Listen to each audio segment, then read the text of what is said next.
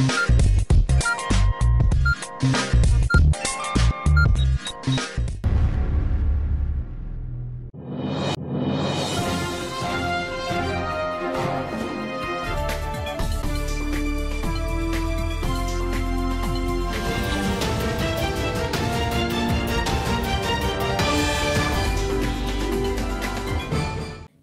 मी Poonam. ADN बातमीपत्रात आपले स्वागत. दिवसभरात घडलेल्या घटनांचा आढावा आपण घेणारच आहोत. त्यापूर्वी नजर टाकूयात आजच्या ठळक घडामोडींवर. ईडीचा वापर करून विरोधकांवर धाडी घालणे, त्यांना तुरुंगात टाकणे याला डरपोकपणा म्हणतात. खासदार संजय राऊत यांचे प्रतिपादन.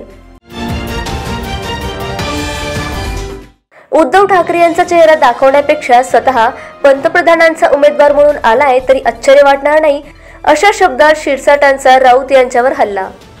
आता सविस्तर बातम्या. ईडीचा वापर करून विरोधकांवर धाडी घालून त्यांना तुरुंगात टाकणे याला डरपोकपणा म्हणतात, असे म्हणत संजय राऊत यांनी पंतप्रधान मोदी आणि त्यांच्या पक्षावर हल्ला चढवला. असं कोण म्हणतात? राज्याचे मुख्यमंत्री. हे 1.5 वर्षापासून त्यांच्या प्रेमात पडलेली व्यक्ती असं बोलते. आम्ही त्यांच्या प्रेमात 25 वर्षे होतो. तुम्ही त्या प्रेमात पडलेला होतात आधी.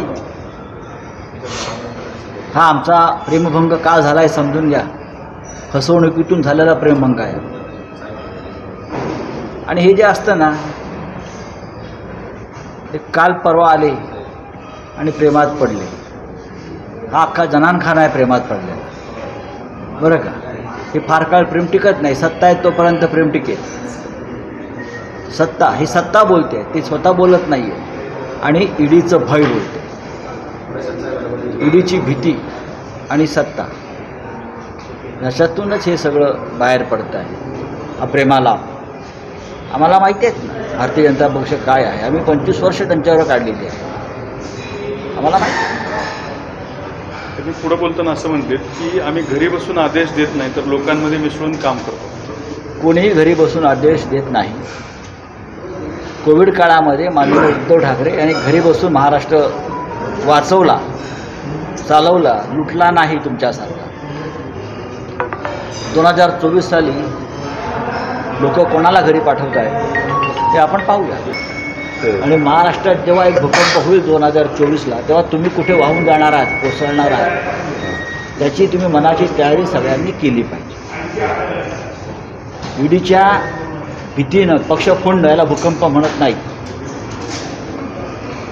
ईडीचा वापर करून विरोधकांवर धाडी घालणं आणि त्यांना तुरुंगात टाकणं याला भूकंप म्हणत नाही, त्याला डरपोकपणा म्हणतात. मर्दा असाल तरी सगळे ED, CBI, income tax, police हे बाजूला ठेवून मैदानात या.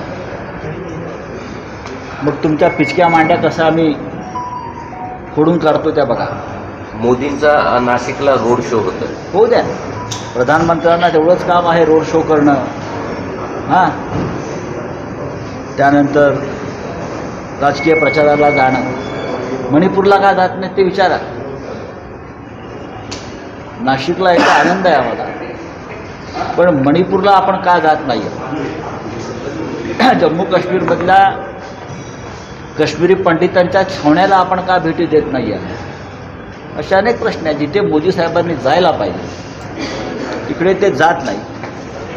आणि हे असे त्यांचे राजकीय खेळ सुरू आहेत. पण ठीक आहे, त्यांची इच्छा आहे ते 2024पर्यंत लोक करून घेतील. आणि आम्हाला पूर्ण विश्वास आहे की 2024ला या देशात आणि या राज्यामध्ये परिवर्तन होईल. आता राहिला विषय लोकांच्या मनात जो संशय आहे मतदान पद्धतीविषयी, EVM विषयी, तो आता हळूहळू लोकांपर्यंत तो विषय पोचला आहे. ईडी आणि EVM. पश्चिम बंगालमध्ये ईडीच्या पथकावर काल हल्ला झाला. लोकांचा संताप असा उसळून यायला लागलेला आहे. उद्या EVMच्या बाबतीतसुद्धा जनता रस्त्यावर आली आणि अराजक माजले, त्याला जबाबदार आहे सरकार. या देशामध्ये जर आम्ही जगातली सगळ्यात मोठी बलवान लोकशाही म्हणतो, मग ज्या मतदान प्रक्रियेवर जनतेचा विश्वासच नाही, ती पद्धत चालवून तुम्ही कोणत्या प्रकारची लोकशाही या देशामध्ये लादू इच्छिता? आपल्याला जर जनतेचा इतका प्रचंड पाठिंबा आहे, भारतीय जनता पक्षाचे प्रमुख लोक माननीय प्रधानमंत्री यांना, मोदीजींना विष्णूचा 13वा अवतार मानतात, प्रभू श्रीरामांना घर देण्याची ताकद ह्यांच्यामध्ये असं ते सांगतात, मग तुम्ही यत्किंचित मतपत्रिकांच्या निवडणुकांना का घाबरता? आपण विष्णूचे 13वे अवतार आहात, मग जा ना बॅलेट पेपरवर निवडणुकांना, का भीती का आपल्याला? याचा अर्थ असा आहे की बॅलेट पेपरवर निवडणुका झाल्या तर आपल्याला 33 कोटी देव वाचवणार नाहीत आणि प्रभू श्रीरामे वाचवणार नाहीत. बॅलेट पेपरवर निवडणुका झाल्या तर भारतीय जनता पक्षाला ग्रामपंचायत आणि नगरपालिका निवडणुका जिंकता येणार नाही. अशा प्रकारचं वातावरण या देशामध्ये आज आहे. त्यांनी केलेले पाप हे वॉशिंग मशीनच्या माध्यमातून मोदी साहेब काढत आहेत, असा प्रतिआरोप संजय शिरसाट यांनी माध्यमांशी बोलताना केलाय. नाही, या आरोपाला काही तुम्ही गांभीर्याने घेऊच नका. यांच्या आरोपाला यांनी केलेले पाप जे आहेत ना, हे पाप आता धुण्याचं काम आता ते वॉशिंग मशीनच्या माध्यमातूनच मोदी साहेब करतायत. तुमची जे तुंबड्या भरल्या होत्या ना, मग एकीकडे तुम्ही आता विषय वाढला तर तो काय जाता येईल, लांबपर्यंत जाता येईल. ज्यांची 10 रुपये कमवायची अवकात नाही त्यांच्या नावावर करोडोची संपत्ती जेव्हा येते त्या टायमाला प्रश्नचिन्ह हे उपस्थित होतात. कशामुळं का कशी येते संपत्ती एवढी? ज्याला मुसरुडी फुटलं नाही तो 100-200 कोटीचा मालक. अरे सोन्याची काडी कोणती तुम्हाला भेटली ती आम्हालाही द्या ना. लोकांना कळत नाही का? मग हे असं एवढीच काही अडमाप संपत्ती जी गैरमार्गाने कमवलेली आहे त्याच्यावर जर छापे पडले त्यात दुःख मानण्याचं काय कारण आहे? एकीकडे शेतकरी उपाशी मरतोय त्याची चिंता नाही, पण यांच्या प्रॉपर्टीवर छापे पडले की त्याची बातमी होती. यांना एकदा कळू द्या की या भारतामध्ये, या देशामध्ये, या महाराष्ट्रामध्ये कुठेही चुकीचं काम जर केलं तर एक दिवस त्याचे फळं आपल्याला भोगावे लागतील. याचं ज्वलंत उदाहरण आमचे नागपूरचे जे आहेत, 20 वर्षानंतर निकाल लागला, आज ते जेलमध्ये आहे 20 वर्षानंतर. त्यावेळेला भाजपचं राज्य या देशात नव्हतं ना महाराष्ट्रात नव्हतं. त्या टायमाच्या केसचा निकाल जर 20 वर्षानंतर लागू शकतो आणि आरोपीला जर शिक्षा होऊ शकते, हे उदाहरण प्रत्येकाने नजरेसमोर ठेवलं आहे. मग ईडीचा छापा पडला, दोषी नसाल बाहेर या, दोषी असाल तर जेलमध्ये जाल, हे मात्र निश्चित आहे. म्हणून ईडीची भीती बाळगण्यापेक्षा स्वतःच्या मनाला स्वतःची भीती बाळगा. आपण जे केलेलं पाप आहे ते पाप दरवेळेला लपल्या जाणार नाही, एक दिवस ते उघड होणार आहे. नाही, वॉशिंग मशीनचा वापर करून काही भाजपला मिळवायचं असं त्यांचा वॉशिंग मशीन उमेदवारांना यांना हे शब्द फक्त सुचतात. हे टोमणे मारणारे लोक यांना असे शब्द सुचतात, वॉशिंग मशीन हे ते. तुमच्याकडे आहे का नाही ती खरबोची संपत्ती? काल शेतात कामाला गेले होते, कुठून आणली होती संपत्ती? 13वे अवतार म्हणून मोदी कृष्ण म्हणजे इंद्राचं 13वा अवतार मोदींना मानलं जातं. पण हे लोक ईव्हीएम काढून बॅलेट पेपर लावायला का घाबरतात? 13वा अवतार 30 कोटी देव जरी आले ना तरी मोदींना जिंकू शकतो. मोदी जिंकणार नाही जर बॅलेट पेपरवर निवडणूक येते तर. 13वा अवतार जर समजत असेल संजय राऊत, तर संजय राऊतने रोज मोदींच्या पाया पडल्या पाहिजे. देव भक्त आहेस ना तू, त्यांच्या पाया पड. आणि दुसरीकडे तो म्हणतो की 32-33 कोटी देव जरी आले तर ते जिंकणार नाही. मग जर त्यांना तुला एवढा जर आत्मविश्वास आहे तर त्यांच्यावर बोलण्यापेक्षा पक्षाचं धुरा सांभाळ. उद्धव साहेब तसे काही करत नाही.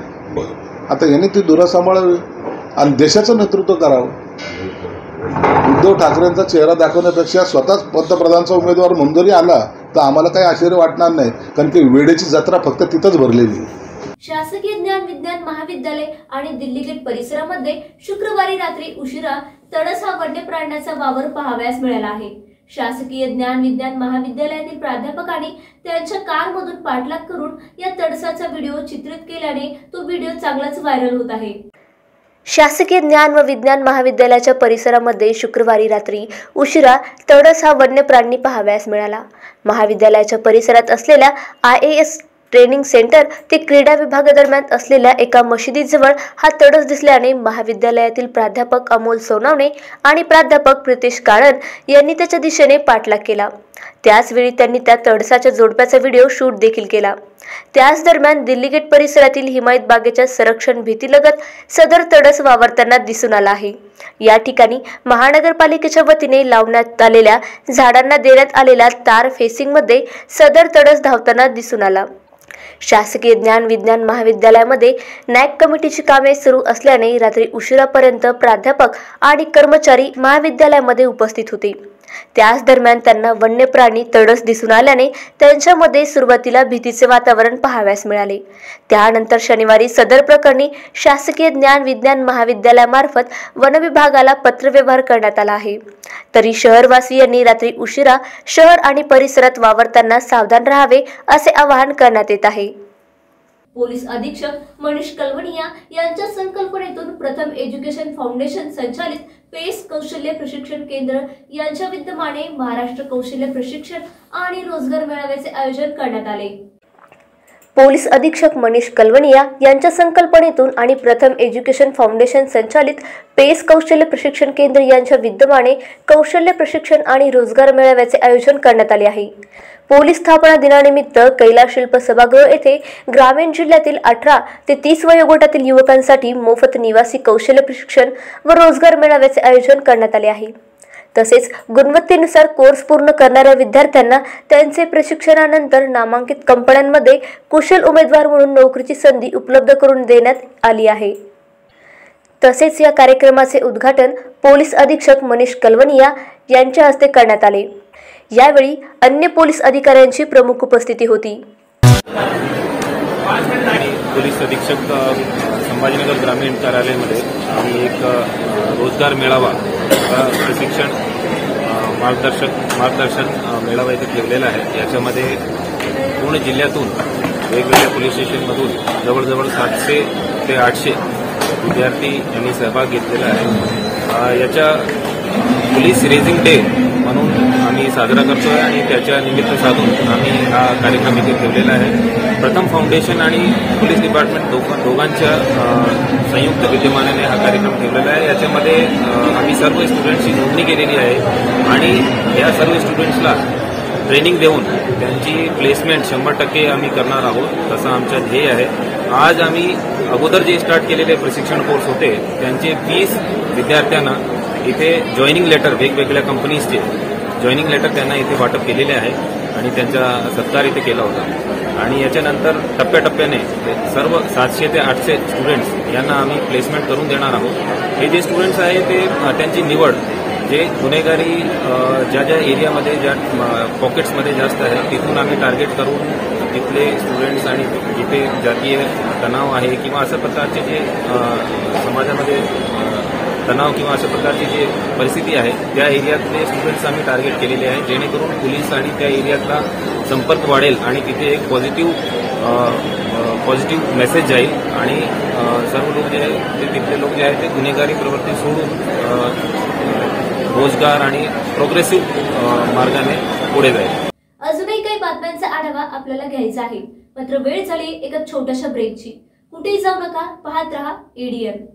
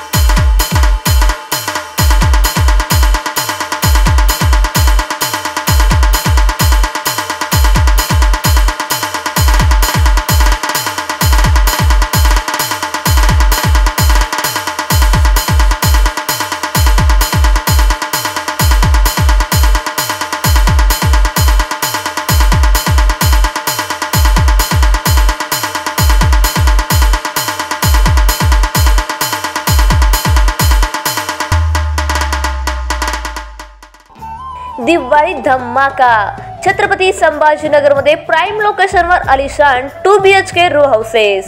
बीड बायपास रोड सातारा परिसर पासून फक्त 200 मीटरच्या अंतरावर. हिवाळी पाटील लॉन्स पासून फक्त 400 मीटरच्या अंतरावर. आकर्षक किमतीत रो हाऊसचे मालक व्हा आणि आकर्षक बक्षिसे जिंका. किंमत फक्त 51 लाख पासून पुढे. विकसित क्षेत्रात अधिष्ठान आहे. वैयक्तिक रो हाऊस साठी प्रशस्त पार्किंग, त्याचबरोबर private garden, video door bell, सौर सिस्टीम. जागेचा पत्ता प्लॉट क्रमांक 14P 15 24 25P Beed bypass Satara परिसर छत्रपती संभाजीनगर औरंगाबाद. खरेदीसाठी आमचा कॉन्टॅक्ट नंबर आहे 9860056488. सर्व बँक कर्ज उपलब्ध आहेत. अटी आणि शर्ती लागू. मस्त मास्क पहना रे तूने. Thank you sir. वो जान बचाने के लिए पहनना पड़ता है ना सर. रेडीमेड है या टेलर मेड है? ऑनलाइन ऑर्डर किया है सर. एक और है ना सर. देना. बहुत मस्त लगे आपको. ये ना सर. सर ना भाई, जान बचाने के लिए बाइक चलाते वक्त सिर्फ खोपड़े पे मास्क पहनेगा तो खोपड़े को कौन बचाएगा? समझ गया सर. हेलमेट ऑनलाइन ऑर्डर कर, वरना हमेशा के लिए ऑफलाइन हो सकता है. Okay sir. ये ले. चल हम ये भी ऑनलाइन भर दे. हेलमेट पहने, ट्रैफिक नियमों का पालन करे, जिंदगी के सफर को सुरक्षित रखे. ब्रेक नंतर आपले स्वागत. जिन्सी परिसरातील खून प्रकरणातील आरोपीला गुन्हा शाखेच्या पोलिसांना पकडण्यात यश आले असून अवघ्या 7 मिनिटे जिन्सी पोलिसांच्या पथकाला उशीर झाल्याने त्यांना रिकाम्या हाताने परतावं लागलं. जिन्सी परिसरात नववर्षाच्या सुरुवातीलाच मित्रांसोबत चहा पीत बसलेल्या तरुणाची चाकूने भुसकून हत्या करण्यात आली. शुक्रवारी हा प्रकार घडला. साजिब खान शकील खान वय 22 राहणार गल्ली क्रमांक 12 बायजीपुरा असे मृत तरुणाचे नाव आहे. तर त्याच्यासोबत असलेल्या त्याच्या मित्रावर देखील मारेकऱ्याने चाकूने वार करत जीवे मारण्याचा प्रयत्न केला होता. ही घटना शुक्रवारी दुपारी 4 वाजेच्या सुमारास बायजीपुरात घडली. घटनेची माहिती मिळताच जिन्सी पोलीस ठाण्याचे पोलीस निरीक्षक रामेश्वर गाडे, सहाय्यक पोलीस निरीक्षक अनिल मकरे, पोलीस उपनिरीक्षक रोहित गांगुर्डे यांनी घटनास्थळी धाव घेऊन आरोपीचा माग काढण्यास सुरुवात केली. त्याचवेळी गुन्हे शाखेच्या पथकाने देखील आरोपीच्या शोधासाठी पथक रवाना केले. मात्र जिन्सी पोलिसांच्या पथकाला उशीर झाल्यामुळे गुन्हा शाखेच्या पथकाने परभणी येथून आरोपी ताब्यात घेऊन अटक केली. इक्रार खान वय 18 राहणार बायजीपुरा असे आरोपीचे नाव असून त्यास न्यायालयाने 11 जानेवारीपर्यंत पोलीस कोठडीत ठेवण्याचे आदेश दिले आहे. या आरोपीला न्यायालयाने पोलीस कोठडी सुनावली आहे. सदर प्रकरणाचा अधिक तपास जिन्सी पोलीस करत आहेत. क्रांतिज्योती सावित्रीबाई फुले यांच्या जयंतीनिमित्त सावित्रीनगर गट नंबर 303 येथे शिक्षिका छाया लहाने आणि सुरेश लहाने यांच्या वतीने शाळकरी विद्यार्थ्यांच्या कार्यक्रमाचे आयोजन करण्यात आले होते. ज्योतिबा फुले यांच्याशी झालं आणि हळूहळू मला कळायला लागलं माझं लगीन ज्या माणसाशी झालं तो माणूस साधा सुद्धा माणूस नाही तर जगाला ऊर्जा देणारा क्रांती सूर्यच होय. त्या काळी बायांना उमरा ओलांडीची पद्धत नव्हती. बाईच्या जातीने कसं आपण बरं, आपलं घर बरं, घरातील माणसे बरी, स्त्री पुरुष उच्च नीच असा लई भेदभाव होता. बाई या सर्वांवर एकच उपाय ते म्हणजे शिक्षण. शिक्षणाचा ध्यास हा एकच विचार शेटजींच्या मनात होता. पण शेटजींना एकदा परा नावाच्या क्रांतिज्योती सावित्रीबाई फुले यांच्या जयंतीनिमित्त सावित्रीनगर गट नंबर 303 येथे कार्यक्रमाचे आयोजन करण्यात आले होते. परिसरातील शिक्षिका छाया लहाने आणि शिक्षक सुरेश लहाने यांनी शाळकरी विद्यार्थी-विद्यार्थिनी यांना प्रेरणा मिळावी म्हणून रंगतदार कार्यक्रमाचे आयोजन केले होते. यात विद्यार्थ्यांनी सहभागी होत विविध वेशभूषेत महात्मा फुले आणि सावित्रीबाईंचे विचार मांडले. सदर कार्यक्रमास राकेश बोरकर, विशाल इंगळे, विक्रम गवई, सुनील लहाने, सुनील साळवे, डोंगरे इत्यादी पाहुण्यांनी उपस्थिती लावून विद्यार्थ्यांना मार्गदर्शन केले.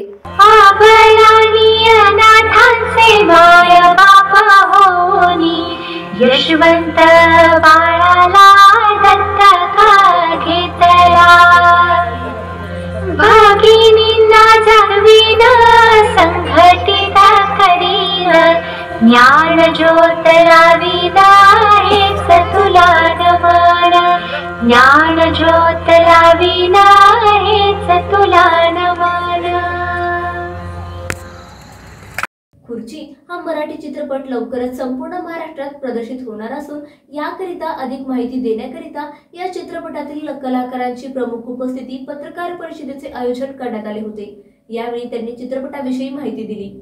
आमचा चित्रपट येतोय 12 जानेवारीला खुर्ची।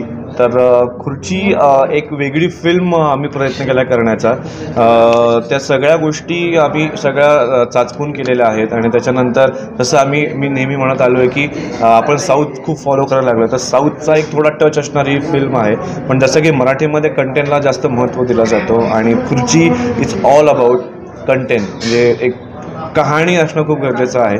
सो आम्ही तो पूर्ण प्रयत्न केला आहे की कहाणी कशी तुमच्यासमोर सादर करावी, त्याचा अँगल आम्ही फक्त चेंज केला आहे। तर इंटरेस्टिंग गाणी आहेत, वेगळं म्युझिक आहे, मोठे मोठे दिग्गज कलाकारांनी गाणी गायलेली आहेत। सो मला खात्री आहे की हा 12 जानेवारीला जो खुर्ची चित्रपट येतोय तुम्हाला आवडेल आणि तुम्ही बघा। मी या चित्रपटामध्ये प्रीती नावाचं कॅरेक्टर करते, जे की ती राजवीरची गर्लफ्रेंड दाखवली आहे। आणि तुम्ही मगाशी जसं विचारलं की एवढा एज गॅप का, तर तो मला असं वाटतं की मूवीमधला सर्वात इंटरेस्टिंग आणि एक मोठा ट्विस्ट असेल। तो मूवी बघितल्यावरच कळेल। आणि त्यामध्ये मी 10th मध्ये दाखवली आणि राजवीर जो आहे म्हणजे तो दाखवला आहे 6th मध्ये।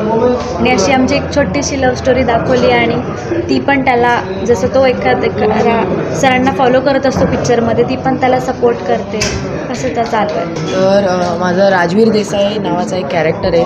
तर जसं की यांनी सांगितलं की आमचं एज डिफरन्स आहे, त्याच्यामागं आहे रिझन।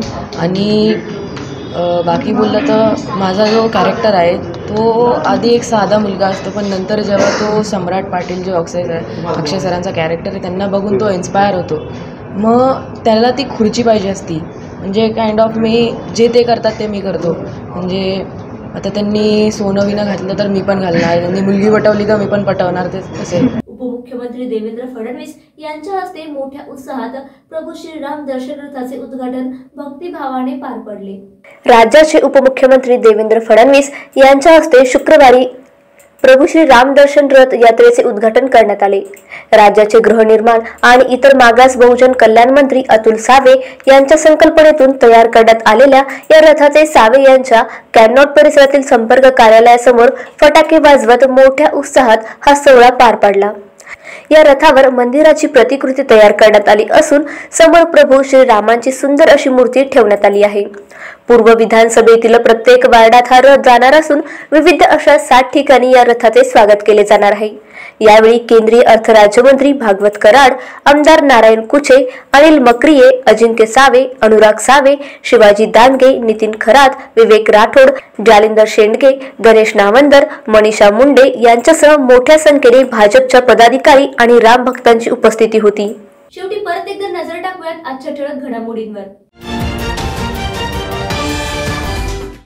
ईडीचा वापर करून विरोधकांवर धाडी घालणे, त्यांना तुरुंगात टाकणे याला डरपोकपणा म्हणतात। खासदार संजय राऊत यांचे प्रतिपादन। उद्धव ठाकरे यांचा चेहरा दाखवण्यापेक्षा स्वतः पंतप्रधानांचा उमेदवार म्हणून आलाय तरी आश्चर्य वाटणार नाही, अशा शब्दात शिरसाटांचा राऊत यांच्यावर हल्ला। याबरोबरच हे बातमीपत्र इथे संपलं। पुन्हा भेटूया पुढील बातमीपत्रात। तोपर्यंत पाहत रहा औरंगाबादकरांचं हक्काचं बातमीपत्र ADN।